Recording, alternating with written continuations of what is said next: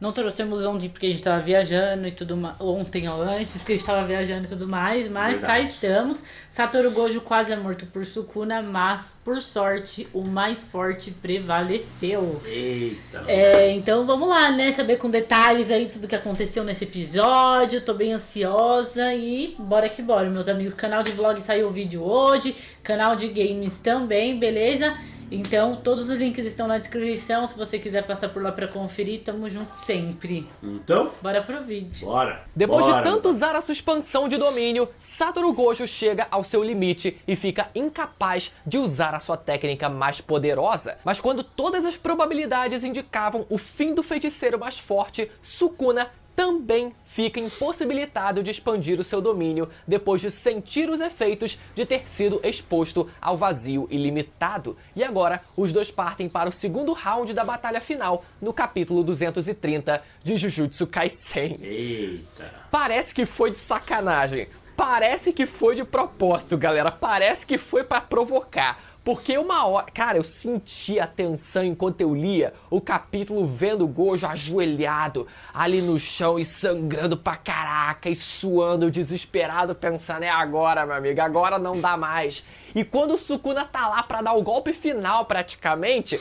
o cara vai e brocha desse jeito. Mas, por mais que Caraca. o Sukuna ele tenha levado a pior no final desse capítulo, o Sukuna ele ainda tem algumas ferramentas ali, alguns arsenais muito específicos que podem vir a ser extremamente úteis nos próximos capítulos e que, inclusive, um desses artifícios foi colocado como um gancho no final desse capítulo e a gente vai discutir sobre isso durante esse vídeo. Enfim, como sempre, a gente vai dissecar por completo esse capítulo, explicar tudo nos mínimos detalhes, então caso você ainda não seja inscrito, considere se inscrever aí embaixo e ativar o sininho para sempre saber quando tiver vídeo novo sobre essa reta final do mangá de Jujutsu. Vou ficar feliz pra caraca e dessa forma você ainda contribui com a expansão desse canal. Olha só que coisa boa, né? Inclusive é melhor o Gojo ganhar logo do Sukuna, porque o meu platinado tá quase indo embora, meu amigo. Tá quase indo embora, igual a energia desse povo todo. Caraca. O capítulo começa com a Mei Mei e os estudantes dando aquela recapitulada básica sobre quem é o Mahoraga, sendo esse o Shikigami do filho prodígio do clã Zenin,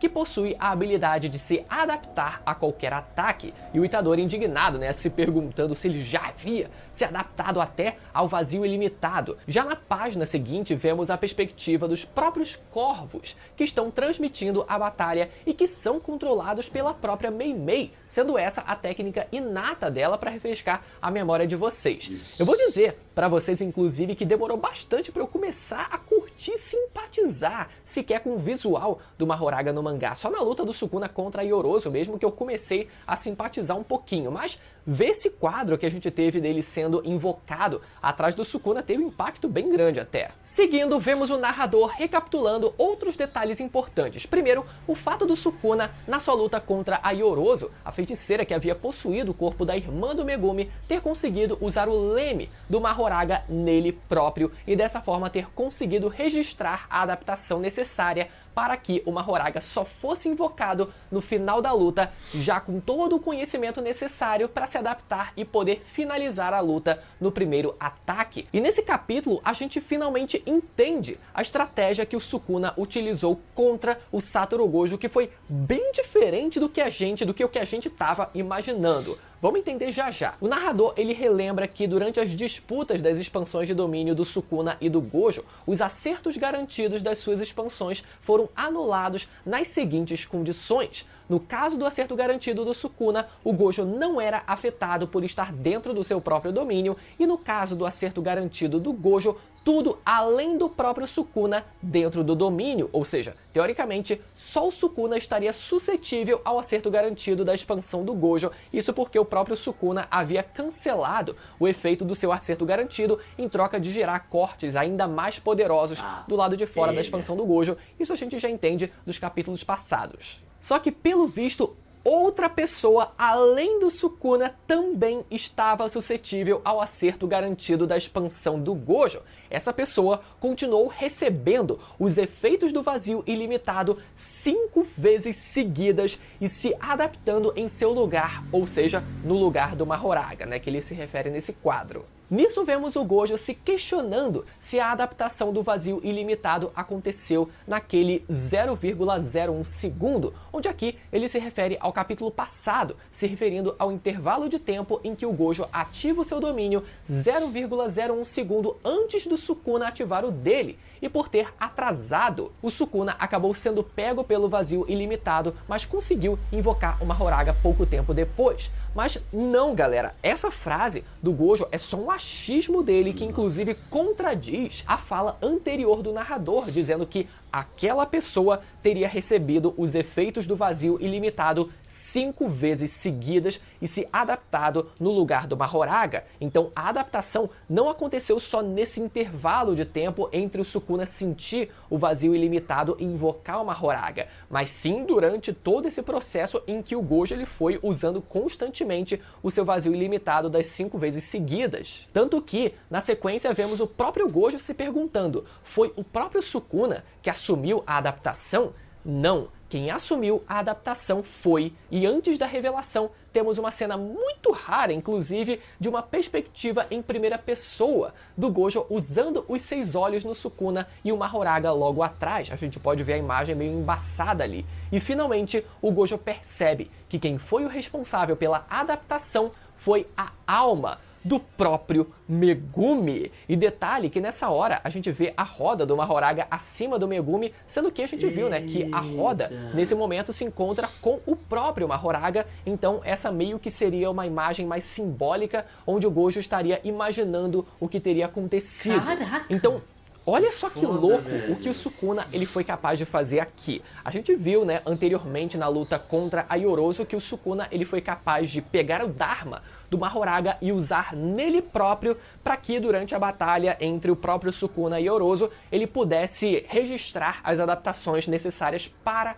o Mahoraga depois já chegar na batalha adaptado. Só que ao invés dele usar o Dharma nele próprio, né, que ele como maldição no corpo de um feiticeiro, etc., ele conseguiu acoplar, conectar o Dharma do Mahoraga numa alma que se encontra dentro ali do corpo físico do Megumi. E isso é impressionante pelo fato do Sukuna ele ter um conhecimento absurdo sobre o conhecimento geral da alma, sabe? Com o entendimento geral de uma alma, por exemplo. É por isso que ele conseguiu, inclusive, se reencarnar também, né? Então ele tem um conhecimento e uma bagagem tão grande que ele foi capaz de fazer até mesmo isso. Mas agora a pergunta que fica é: como o Megumi não morreu tendo sido exposto a 5 vazios ilimitados? A gente sabe que uma longa exposição ao vazio ilimitado leva uma pessoa à morte, tanto que em Shibuya o Gojo ele precisou restringir o tempo de duração da sua expansão em apenas 0,2 segundo para não causar danos permanentes, né, em todos aqueles civis que estavam presentes. E a resposta que eu vejo para isso talvez seja pelo Megumi,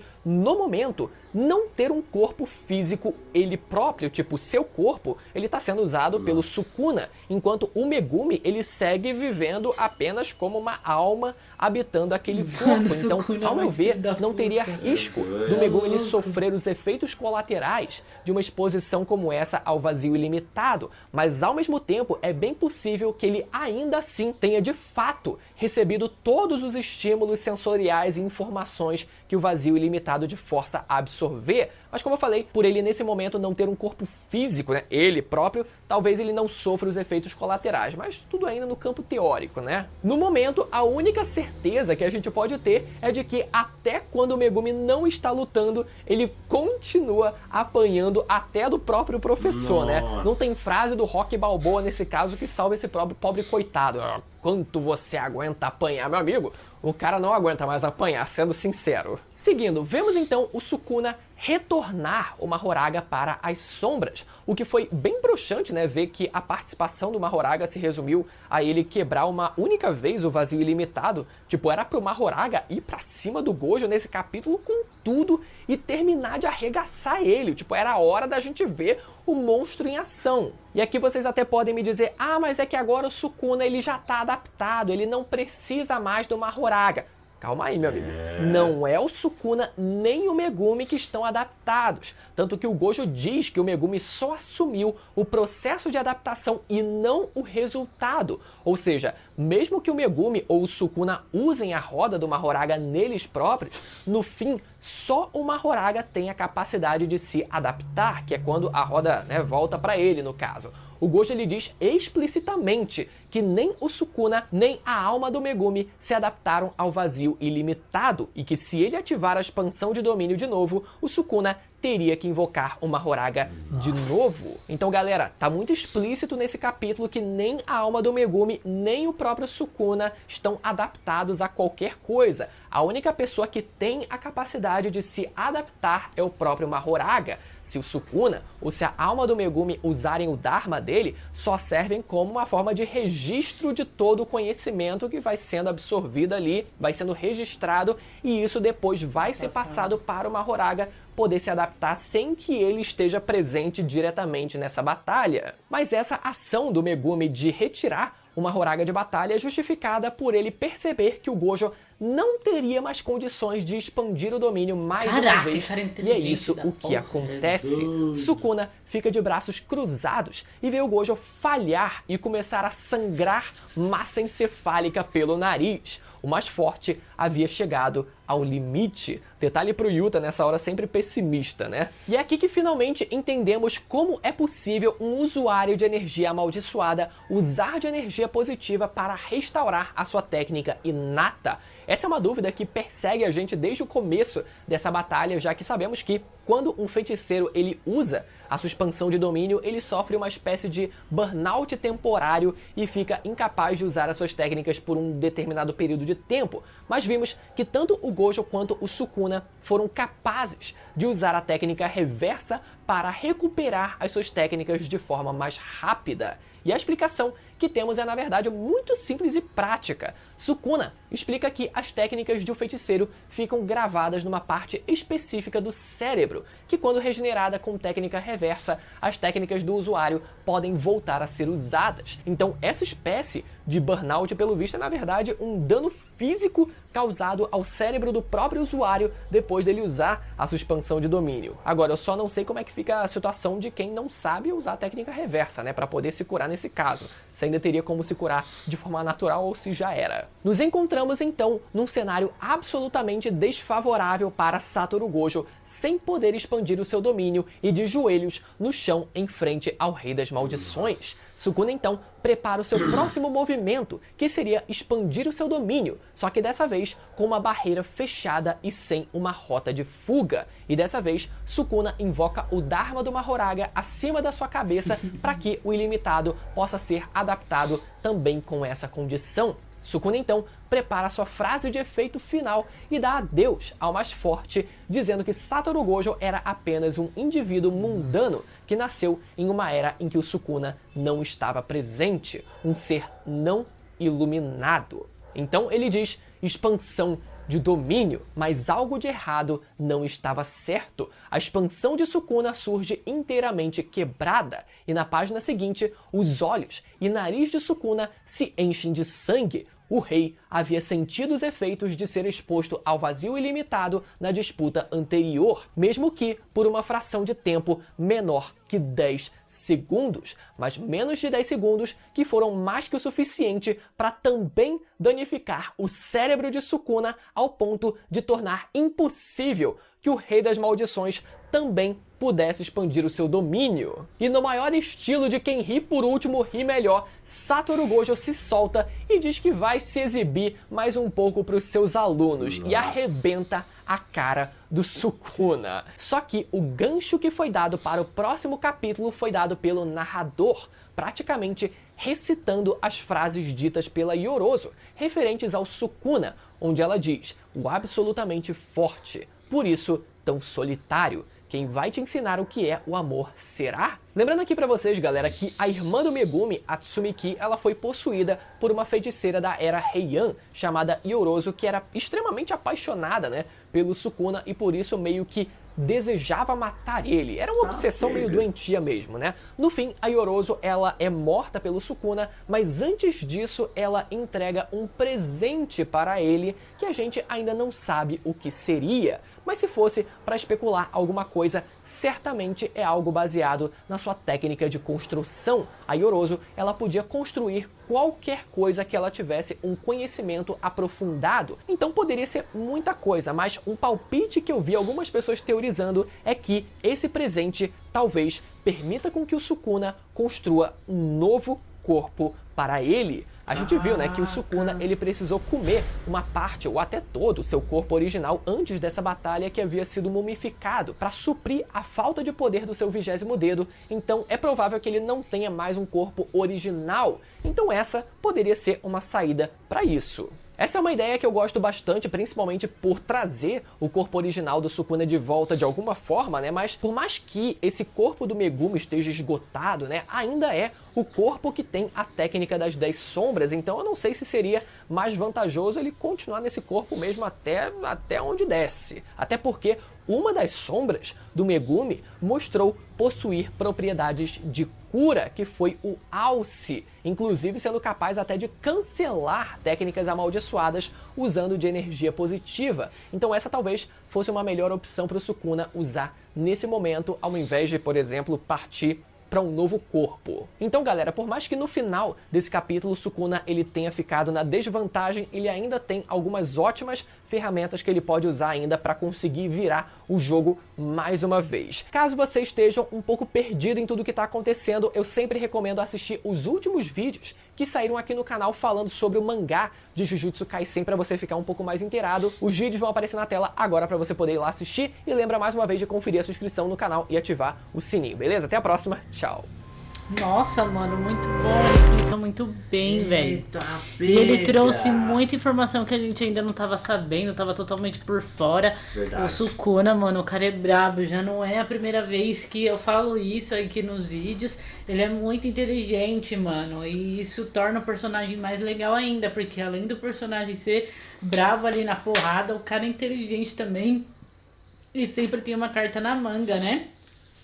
Mano, gostei pra caramba. E o cara, essa informação final dessa menina, né, que possuiu a irmã do Megumi e tudo mais, cara, muito importante pra gente que, né, não acompanhou todo o mangá, né, tá acompanhando agora as análises da luta do Satoru e Sukuna.